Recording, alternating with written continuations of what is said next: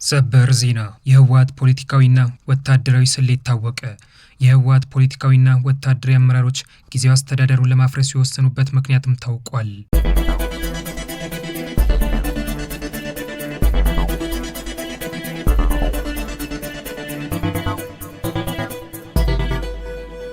ሰላም ጤና ይስጥልን ውድ የኢንፎርም ኢትዮጵያ ቤተሰቦች እንደምን ቆያችሁ? እንደ ሁልጊዜው ከታማኝና ውስጥ አዋቂ መረጃ ምንጮቻችን የሰበሰብናቸውና ለዚህ መረጃ ሰዓት የደረሱልንን ጉዳዮች ይዘንላችሁ ቀርበናል።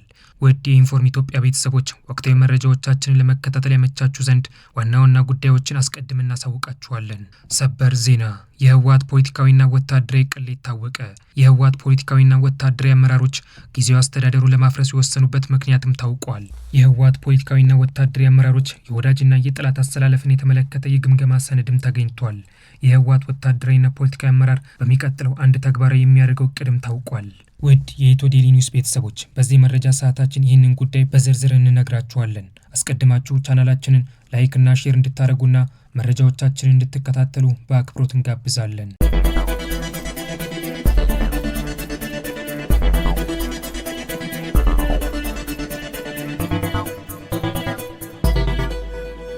የህወሓት ፖለቲካዊና ወታደራዊ አመራሮች ጊዜያዊ አስተዳደሩን ለማፍረስ የወሰኑበት ምክንያት ታወቀ። የህወሓት ፖለቲካዊና ወታደራዊ አመራሮች የወዳጅና የጠላት የገመገሙበት ሰነድም ተገኝቷል። የህወሓት ወታደራዊና ፖለቲካዊ አመራር በሚቀጥለው አንድ ወር ተግባራዊ የሚያደርገው እቅድም ታውቋል።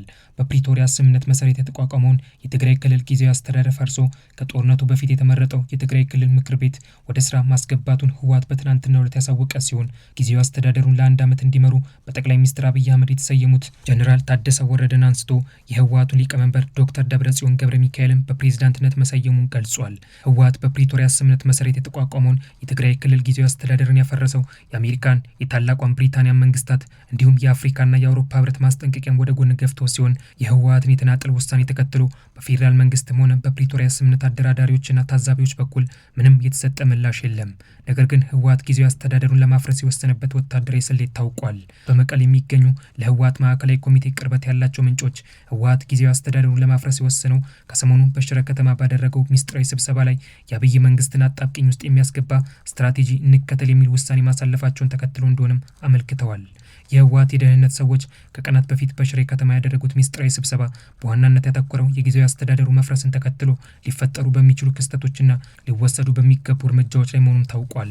በህወሓት ፖለቲካ አመራሮች በኩል የጊዜያዊ አስተዳደሩ ከፈረሰ በኋላ የአብይን መንግስትን አጣብቂኝ ውስጥ የሚከት በዓለም አቀፍ ማህበረሰብ ዘንድም የሚያሳጣና በህዝባችን ውስጥ መተማመን የሚፈጥር ፖለቲካዊ ስትራቴጂን እንከተላለን በሚል ማንሳታቸውን ምንጮቻችን ጠቁመዋል።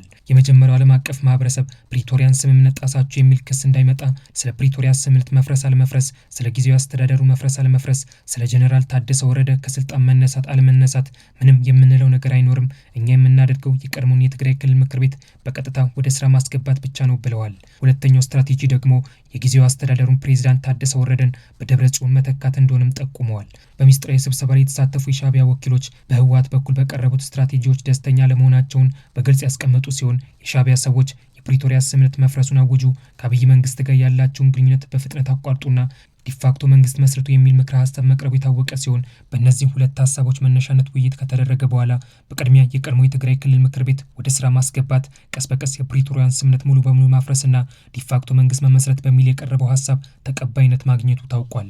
በሚስጥራዊ ስብሰባ ላይ የህወሓት ፖለቲካዊና ወታደራዊ አመራሮች እንዲሁም የሻዕቢያ ደህንነት ሰዎች የጊዜያዊ አስተዳደሩ ከማፍረሳቸው በአምስት ምዕራፎች የተከፋፈለ ወታደራዊ ዝግጅት ሲያደርጉ መቆየታቸውን አንስተዋል።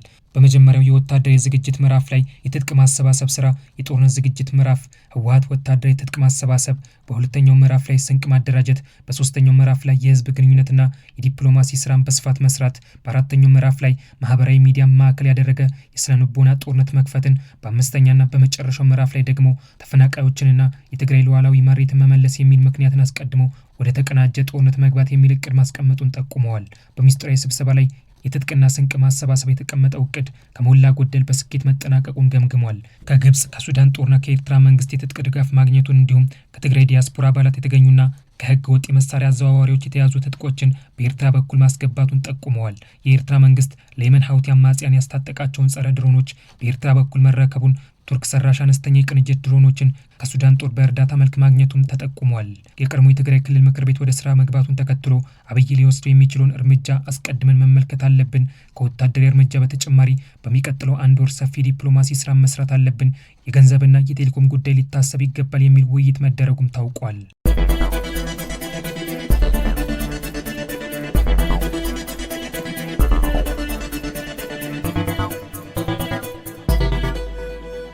ሰበር ዜና። በመካከለኛው ምስራቅ የተፈጠረው ቀውስ ጠቅላይ ሚኒስትር አብይ አህመድን አሸናፊ፣ ፕሬዝዳንት ኢሳያስ አፈወርቂን ተሸናፊ ማድረጉ ተነገረ።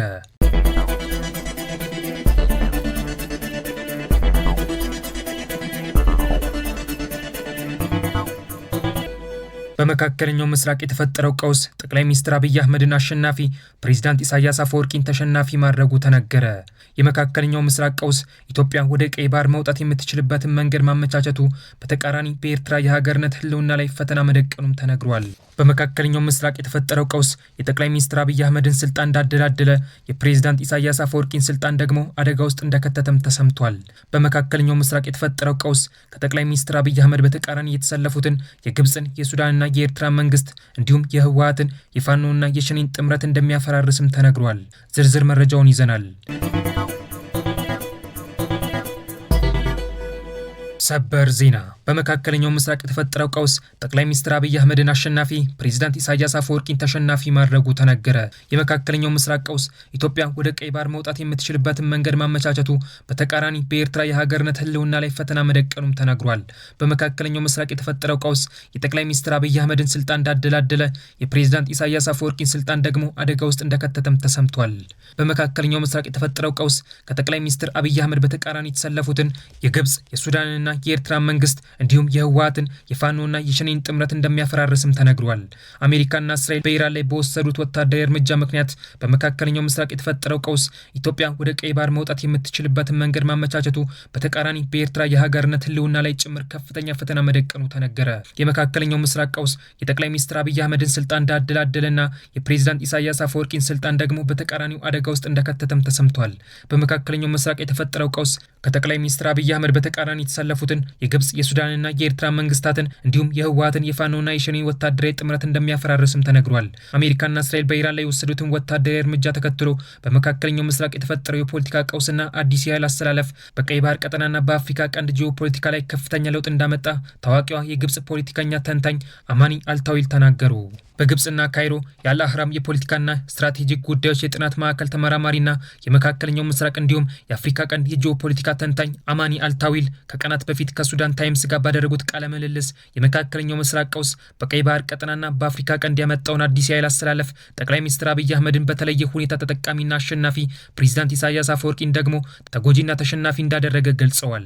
የአሜሪካና የእስራኤል ወታደራዊ እርምጃ ተከትሎ በመካከለኛው ምስራቅ በቀይ ባህር ቀጠናና በአፍሪካ ቀንድ አዲስ የኃይል አስተላለፍ ተፈጥሯል የሚሉት የፖለቲካ ተንታኟ በቀጠናው የተፈጠረው አዲስ የኃይል አስተላለፍ የጠቅላይ ሚኒስትር አብይ አህመድን የባህር በር ጥያቄ ምላሽ እንዲያገኝና ኢትዮጵያ ወደ ቀይ ባህር መውጣት እንድትችል ምቹ ሁኔታ እንደፈጠረም አመልክተዋል። ኢራን በአሜሪካና በእስራኤል ለሚደርስባት ጥቃት ያጸፋ ምላሽ የምትሰጠው በገልፍ ሀገራት ላይ ጥቃት በመፈጸም ነበር። ኢራን በገልፍ ሀገራት ላይ የነዳጅ መሰረተ ልማት ላይ ትኩረት አድርጋ በሚሳኤልና በድሮን ባደረሰችው ጥቃት እንዲሁም የሆርሙዝ ሰርጥን በመዝጋቷ ምክንያት በሀገራቱ ላይ ከፍተኛ ኢኮኖሚያዊ ኪሳራ ደርሷል። የደረሰባቸው ኢኮኖሚያዊ ኪሳራ ደግሞ ሀገራቱ ለጊዜው በራሳቸው የውስጥ ጉዳይ እንዲጠመዱ አድርጓቸዋል የሚሉት ግብፃዊ ፖለቲካ ተንታኝ አማኒ የገልፍ ሀገራት በውስጥ ጉዳያቸው መጠመድ ሀገራቱ ከጦርነቱ በፊት በአፍሪካ ቀንድና በቀይ ባህር ቀጠና ላይ የበላይ ሆኖ ለመውጣት ሲያደርጉት የነበረውን ፉክክር ለጊዜውም ቢሆን እንዳረገበውም ገልጸዋል። ይህ ደግሞ ኢትዮጵያ በቀጠናው ላይ የበላይ ሆና እንድትወጣ መልካም አጋጣሚ እንደፈጠረም አመልክተዋል። አሜሪካና እስራኤል በኢራን ላይ ወታደራዊ እርምጃ መውሰድ ከመጀመራቸው በፊት ኢራንና ተርኪን ጨምሮ ሁሉም የገልፍ ሀገራት ሳውዲ አረቢያና የተባበሩት አረብ ኤሚሬቶች በሚመሩት 2 ካምፕስ ተሰልፈው በቀይ ባህር ቀጠናና በአፍሪካ ቀንድ የበላይ ሆኖ ለመውጣት ብርቱ ፉክክር ውስጥ ነበሩ የሚሉት የፖለቲካ ተንታኟ በመካከለኛው በመካከለኛው ምስራቅ የተፈጠረው ቀውስ በቀይ ባህር ቀጠናና በአፍሪካ ቀንድ የበላይ ሆኖ ለመውጣት ጥረት ሲያደርጉ የቆዩትን የገልፍ ሀገራት በራሳቸው ጉዳይ እንዲጠመዱ እንዳደረገም ጠቁመዋል። በሳውዲ አረቢያ የሚመራውና ግብፅን፣ ኳታርና ተርኬን ያካተተ እንዲሁም በተባበሩት አረብ ኤሚሬቶች የሚመሩ የገልፍ ሀገራት በሱዳን የእርስ በርስ ጦርነትና በኢትዮጵያ በሚታዩ ግጭቶች እንዲሁም በሶማሊያና በየመን የሚንቀሳቀሱ አማጽያን በእጅ አዙር ይደግፉ እንደነበር ያስታወሱት ግብፃዊቷ የፖለቲካ ተንታኝ የገልፍ ሀገራት በቀይ ባህር ቀጠናና በአፍሪካ ቀንድ ከሚታይ ግጭት ውስጥ እጃቸውን ማውጣታቸው በሳውዲ አረቢያም ሆነ በተባበሩት አረብ ኤሚሬቶች ሲደገፉ የነበሩ በቀጠናው ከሚታዩ ግጭቶች ጀርባ የነበሩ መንግስታትንና አማጽያንን በከፍተኛ ሁኔታ ያዳክማል ይላሉ። የፖለቲካ ተንታኟ አጋጣሚው በተለይ በሱዳን በሚታየው የእርስ በርስ ጦርነት በጀኔራል መሐመድ ሐምዳን ዳጋሎን የሚመራው የሱዳን ፈጥኖ ደራሽ ኃይል በጀኔራል አብደል ፈታህ አልቡርሃን በሚመራው የሱዳን ብሔራዊ ጦር ላይ የበላይነት እንዲቀዳጅ እድል የሚከፍት እንደሆነም አመልክተዋል። የፖለቲካ ተንታኟ በጀኔራል መሐመድ ሐምዳን ዳጋሎን የሚመራው የሱዳን ፈጥኖ ደራሽ ኃይል አሸናፊ ሆኖ መውጣት ደግሞ በጀኔራል አብደል ፈታህ አልቡርሃን ከሚመራው የሱዳን ብሔራዊ ጦር ጋር ተሰልፈው የነበሩትን የስንቅና ትጥቅ ድጋፍ ሲያደርጉ የቆዩትን የሳውዲ አረቢያ የግብፅና የኤርትራ መንግስታትን በከፍተኛ ሁኔታ ይጎዳል ይላሉ። የኢራን መንግስት በሱዳን የእርስ በርስ ጦርነት ውስጥ እጁ ነበረበት። በኤርትራና በግብፅ በኩል በጀኔራል አብደል ፈታህ አልቡርሃን ለሚመራው የሱዳን ብሔራዊ ጦር ከፍተኛ የትጥቅ ድጋፍ ያደርግ ነበር የሚሉት ግብፃዊቷ የፖለቲካ ተንታኝ የሱዳን ፈጥኖ ደራሽ ኃይል አሸናፊ ሆኖ መውጣት የግብፅና የኤርትራ መንግስታት የሱዳን የእርስ በርስ ጦርነት ተጠቅመው ኢትዮጵያን ለማዳከም የነበራቸውን ፍላጎት እንደሚያደናቅፍም ጠቁመዋል። ግብፃዊቷ የፖለቲካ ተንታኝ አሚና አልታዊል ኢራን በገልፍ ሀገራት ላይ በወሰደችው እርምጃ በጥላትነት ሲተያዩ የነበሩትን ሳውዲ አረቢያና የተባበሩት አረብ ኤሚሬቶችን አቀራርበዋል። የሳውዲ አረቢያ አልጋውራሽ መሐመድ ቢን ሰልማን ለተባበሩት አረብ ኤሚሬቶች መሪ መሐመድ ቢን ዛይድ አልናህያ ስልክ መደወላቸው የዚህ ማሳያ ነው። የሳውዲ አረቢያ አልጋውራሽ መሐመድ ቢን ሰልማን ከዓመታት በኋላ ለተባበሩት አረብ ኤሚሬቶች መሪ ስልክ መደወል የኤሚሬቶችን አሸናፊነት ያሳያል ይላሉ። በተወሰደው ወታደራዊ እርምጃ ኢራን በከፍተኛ ሁኔታ ተጎድታለች። የኢራን መንግስት መዳከም ደግሞ የኤርትራ መንግስትን፣ የየመን ሁቲ አማጽያንንና የሱዳን ብሔራዊ ጦርን የመሳሰሉ ግልጽና ድብቅ አጋሮችን ያዳክማል የሚሉት ግብፃዊቷ የፖለቲካ ተንታኝ የኢራን መንግስት መዳከምና ከሳውዲ አረቢያ ጎን የተሰለፉ የገልፍ ሀገራት ከቀይ ባህር ቀጠናና ከአፍሪካ ቀንድ ግጭት እጃቸው ማውጣታቸው እስራኤል በቀጠናው የሚኖራትን የበላይነት የሚያረጋግጥ እንደሆነም ገልጸዋል። ግብፃዊቷ የፖለቲካ ተንታኝ እስራኤል በቀጠናው የሚኖራትን የበላይነት ኢትዮጵያን፣ ሶማሌላንድና በጀኔራል መሐመድ ሐምዳን ዳጋሎን የሚመራው የሱዳን ፈጥኖ ደራሽ ኃይል ለመሳሰሉ የቀጠናው የእስራኤል አጋሮች ትልቅ እድል ነው። በተቃራኒው የኢራን መንግስት አጋር የነበረው የኤርትራ መንግስትን ችግር ውስጥ ሊከት ይችላል። የኢራን መዳከም በአፍሪካ ቀንድ ላይ ከማንም በላይ የሚጎዳው ኤርትራን ነው። በኢራን መዳከም ምክንያት የኤርትራ የሀገርነት ህልውና ጭምር አደጋ ውስጥ ሊያስገባ ይችላል። የፕሬዝዳንት ኢሳያስ አፈወርቂን የስልጣን ህልውና ጭምር ሊፈታተን ይችላል ይላሉ።